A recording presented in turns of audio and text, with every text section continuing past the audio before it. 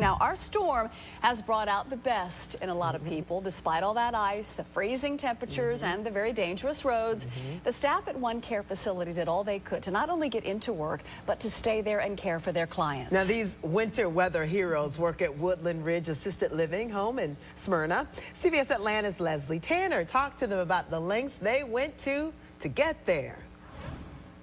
One of the cooks walked 2 hours to get to work in the middle of the night, and once he got here, he had more problems because the kitchen is way up the hill. He had to figure out a way to get all the food from there down here to feed the residents. So he hooked up this cart, tied it all up with an extension cord, and he actually dragged the food back and forth throughout the day.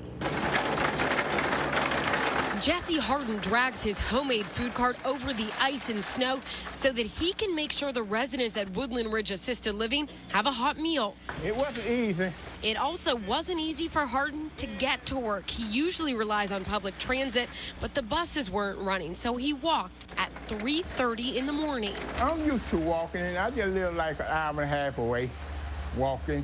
That's right, just an hour and a half in the freezing cold at the height of the storm, all because he was afraid the residents would be stuck eating. They would have had cold cereal only,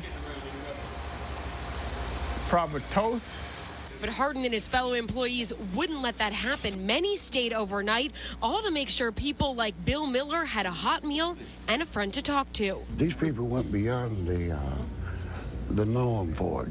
They did what they felt they needed to do, and we certainly needed them. And when we asked Harden how bad the weather would have to get before he'd miss a day of work, he said, Have to be sick and can't get through the snow.